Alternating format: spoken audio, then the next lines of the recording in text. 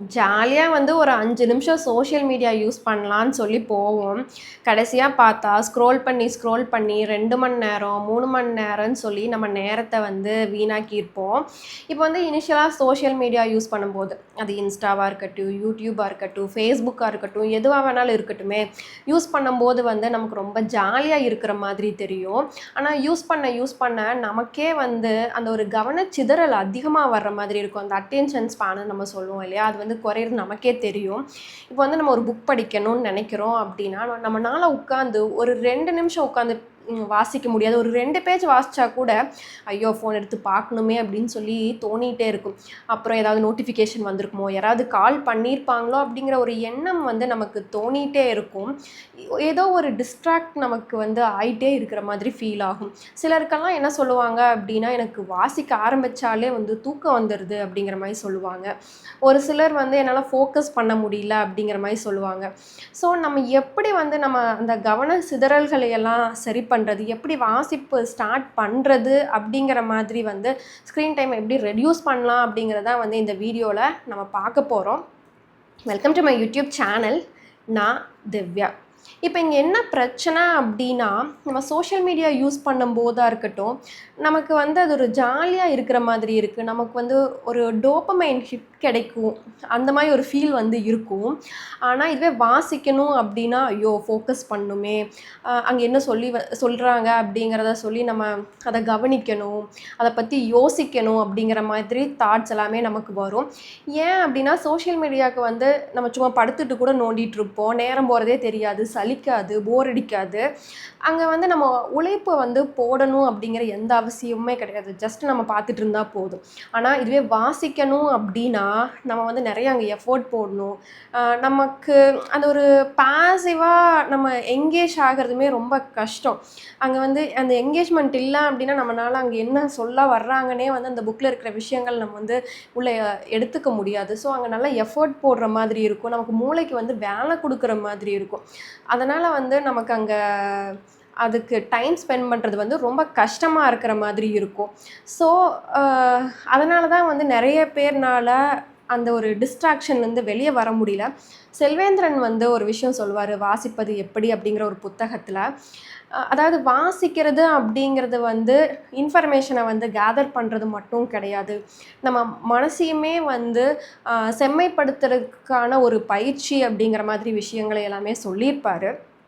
So இந்த மாதிரி ஒரு 4 விஷயங்கள் வந்து நம்ம எப்படி ஃபோக்கஸை வந்து கொண்டு வர்றது அப்படிங்கிறதா வந்து இந்த வீடியோவில் பார்க்க போகிறோம்.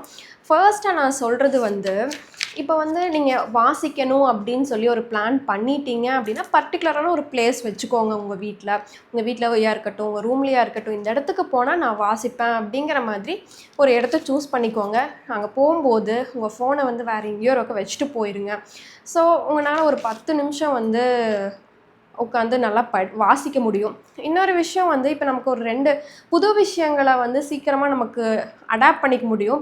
நம்ம புது விஷயங்கள் பண்ண என்ன ஆகும் அப்படின்னா, பழசுலருக்கு ஏதாவது ஒரு அந்த ஹேபிட்டை வந்து நம்ம குறைச்சிக்கணும் அப்படிங்கும்போது, நம்ம புது விஷயத்துக்கான நேரத்தை அதிகரிச்சோம்னா, ஆட்டோமேட்டிக்காக வந்து பழைய விஷயம் ஏதாவது நமக்கு வந்து வேண்டாத விஷயத்துக்கு நேரத்தை குறைச்சிக்க முடியும். அதாவது இப்போ நிறைய ஸ்க்ரீன் டைம் நீங்கள் யூஸ் பண்ணுறீங்க, அதுதான் நீங்கள் வந்து குறைச்சிக்கணும் அப்படின்னு நினைக்கிறீங்க அப்படின்னா, நீங்கள் வாசிக்க ஆரம்பிக்க நிறைய வாசிக்க ஆரம்பிப்பீங்க. அப்போது என்ன ஆகும்னா, ஆட்டோமேட்டிக்காக உங்களால் வந்து ஸ்க்ரீன் டைமை ரெட்யூஸ் பண்ணிக்க முடியும்.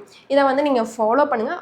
அதாவது வாசிக்கிறதுக்கு அப்படின்னு சொல்லிட்டு ஒரு இடத்த வந்து ஒரு என்விரான்மெண்ட்டை நீங்கள் உருவாக்கிக்கோங்க. அந்த இடத்துக்கு போனாலே நீங்கள் வாசிக்கிறதுக்கு சூட் ஆகிற மாதிரி பிளான் பண்ணிக்கோங்க. ஸோ அங்கே போனாலே உங்களுக்கு வந்து அந்த எண்ணம் வந்துடும், வாசிக்கணும் அப்படிங்கிற ஒரு எண்ணம் வந்து வந்துடும். ஃபஸ்ட் இதை ஃபாலோ பண்ணுங்கள்.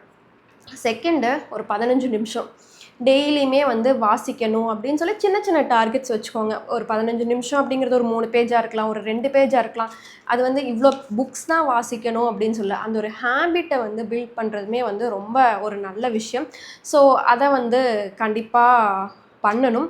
தென் நீங்கள் வந்து இப்போது உங்களுக்கு ஒரு புக் வந்து வாசிக்க பிடிக்கல, அது ரொம்ப போராக இருக்குது, அப்படின்னா ஒரு 30 பேஜ் ஒரு 40 பேஜ் வாசிக்கலாம்.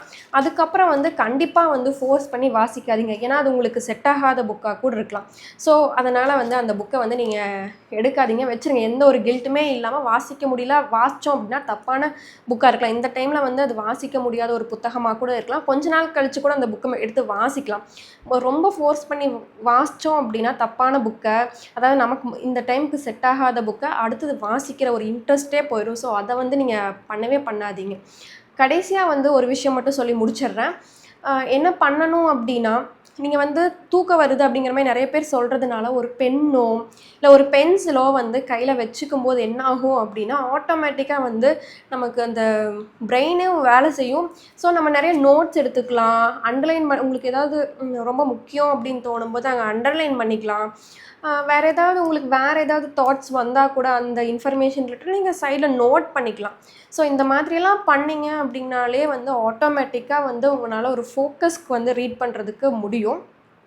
இந்த மாதிரி நிறைய விஷயங்கள் இருக்கலாம். இப்போ வந்து நீங்கள் வந்து ஒரு நாளைக்கு போய் எவ்வளோ டிஜிட்டல் வெல்பீயிங்கில் செக் பண்ணி பாருங்கள். எவ்வளோ ஸ்க்ரீன் டைம் வந்து நீங்கள் யூஸ் பண்ணிகிட்ருக்கீங்க மொபைல் அப்படிங்கிறது. அதுலேயே வந்து நம்ம தெரிஞ்சுக்கலாம். எவ்வளோ நேரம் வந்து நம்ம சோஷியல் மீடியாவுக்கு வந்து நம்ம தேவையில்லாமல் டைம் வேஸ்ட் பண்ணிகிட்ருக்கோம் அப்படின்ட்டு. ஸோ ஒரு 15 நாள் இது எல்லாத்தையும் ட்ரை பண்ணி பார்த்தீங்கனாலே உங்களுக்குள்ள ஒரு நல்ல சேஞ்சஸ் வரும்னு நினைக்கிறேன். ஸோ இந்த வீடியோ பிடிச்சா லைக் பண்ணிக்கோங்க. இது வரைக்கும் சேனலை வந்து சப்ஸ்கிரைப் பண்ணலன்னா சப்ஸ்கிரைப் பண்ணிக்கோங்க. தேங்க்யூ.